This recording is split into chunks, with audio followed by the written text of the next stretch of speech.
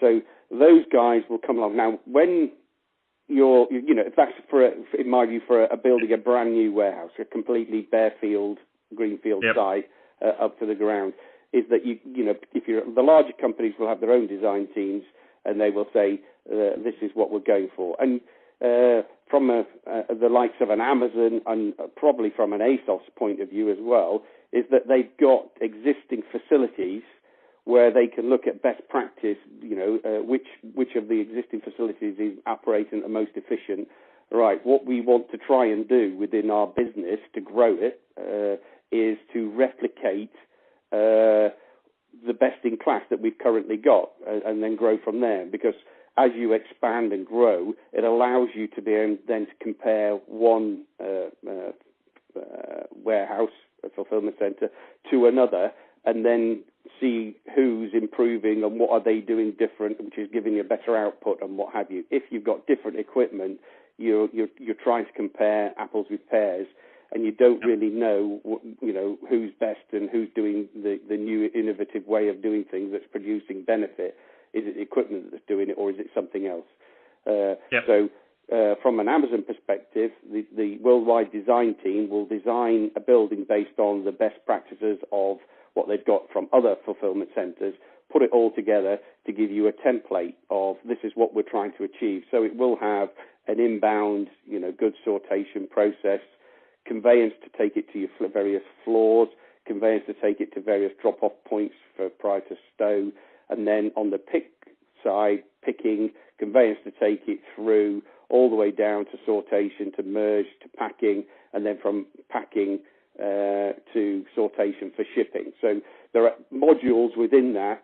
Those guys will design it based on the building footprint that they've got, and then go to manufacturers and say, this is the warehouse we're building, here's the blueprint, give us a quote for coming along, building and installing it. If you don't have that expertise, but you've got a building, then a lot of the larger companies, the likes of TGW, Vanderlander, will offer that as a service, with that design element. Now, there's a really good marriage that Amazon has with the likes of the big companies. The worldwide design team do work very, very closely throughout the design phase with the likes of Vanderlander and Dobatic in coming up with a solution, because it's a mutual beneficial arrangement that they have in terms of Amazon growing rapidly and what have you, new business models, and the ability for the likes of Vanderlander and what have you to integrate new technologies into those particular to other companies. So, for example, Amazon will build say I want a sortation system, and this is what's working now, is currently great. When that design goes to those companies, they can come back and say, well, we've got new technology, this can do this, and this is what it looks like, it reduces the footprint and what have you. Happy with that? Yes. And the design is then fundamentally changed based on utilizing the experience of those particular companies.